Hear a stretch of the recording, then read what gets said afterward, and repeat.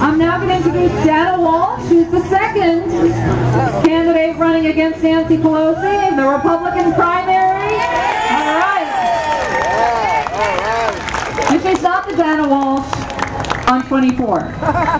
Oh, yeah, I am not the Dana Walsh on 24. I actually have had people call and say, Glenn Beck is dissing you all the time. So we're trying to get a hold of, if anybody has a main line to Glenn Beck, tell him to quit talking about me because I'm a different Dana Walsh.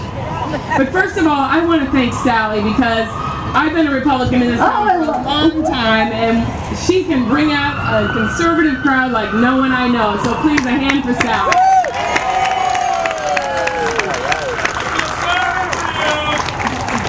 But I have a very serious message, and it's the message of my campaign. That is, we have a government that is completely out of control, and yet is intent on controlling every aspect of its citizens' lives. We have only seen the beginning of it with the health care plan, but let me remind you, they now have, as of last week, 100% of student loans. They have 80% of mortgages. They have varying percentages of companies, whether they're insurance, other financial institutions, banks, and, believe it or not, auto companies. It's totally unacceptable, and we have to let them know that. But now think about this. That health care bill was just the opening salvo. Next on the list, I heard Nancy Pelosi at the Commonwealth Club a week or so ago. Next is amnesty. After that is cap and trade. After that is the fairness doctrine. They might call it something else in typical newspeak.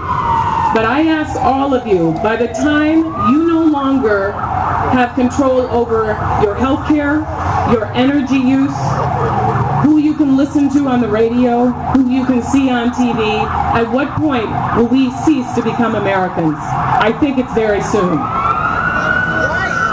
Now, I needed to follow Eric because I thought it was going to be somewhat funny, but that's going to be hard to do. But one of the things I've been listening to lately are some of the specifics of this health care bill, and we have no idea just how bad it is. But you know, it's one thing just to be controlled, but to be controlled by terribly stupid people is really not a good plan. I want to tell you, I listened to Brian Sussman and got some of this, but I did some research too, and I'm going to read this because it's hard for me to wrap my head around. I mean, we are stuck on stupid in this administration. The Secretary of Health and Human Services was asked by a reporter a question about something in the health care bill. She is supposed to, as the person basically in charge of the implementation of the entire health care bill, to develop, this is a quote from the bill, to develop standards for the measurements of gender. Now, Kathleen Sebelius said, I don't know what you're talking about. I have no idea about this. And the reporter said, page 400 and 401 of the health care bill. And I ask you, if a woman who has been out across the country for the last year promoting this bill and telling us how wonderful it is, doesn't know what's on page 400, what are the chances she knows what's on page 800, or 1027, or 1892? There are 2,000 pages minimum. I swear this morning I tried to get a definitive count. It runs anywhere from 1990 to 2800. Take your pick. 28. To tell you the truth, I could not find it anywhere. I had heard that. But let me tell you the second thing. This is something Sebelius really, really embraced. She was talking about on the Brian Sussman show. This is what our Secretary of Health and Human Services is doing for us. She is going to take the nutritional label off the side of the cereal box and put it on the front. This is in the health care bill. So I'm saying stuck on stupid is what's happening in this bill. So I don't know what else is in there. I also thought, now the next thing she's going to say is, since you're so stupid you can't turn the box around and it's going to be on the front, at what point will we start having it in multiple languages? And so all those guys that wanted to get, like when the guy wins the Olympics, he's never going to be able to have his face on the Wheaties box because it's going to be filled with all sorts of nutritional language, nutrition in every language. And I also want to bring up something because I think it goes to the heart of what Democrats are all about.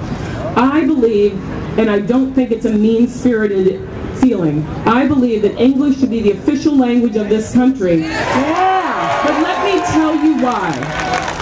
Nancy Pelosi, my opponent, she's more than happy to have immigrants' children graduate from our schools unable to speak English. She loves to have them washing dishes in her non-union restaurant. She loves to have them working in her fields. And I want to go to recent immigrants and say, you get your kids speaking English the first year they're here. They should share in the opportunity that all Americans share in.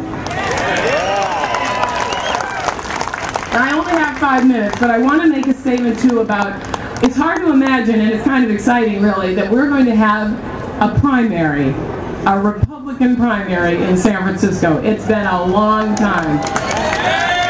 So it's hard to believe that there's 2 of us trying to displace Nancy. It's also hard to believe that I am running against a Republican who in many aspects is to the left of Nancy Pelosi.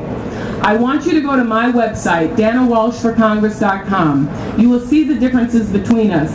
But on issues of foreign policy, how we keep our country safe, how we treat terrorists, we could not be farther apart. And I know Republicans in the city. I've been elected 7 times to the Republican Central Committee by most of you people here. And I know that you have beliefs far more like mine than my opponent.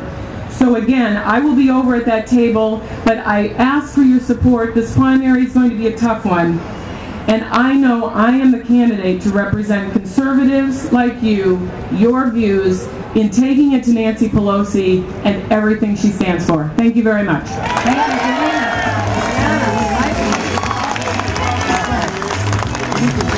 all right. Okay, we can turn this mic up.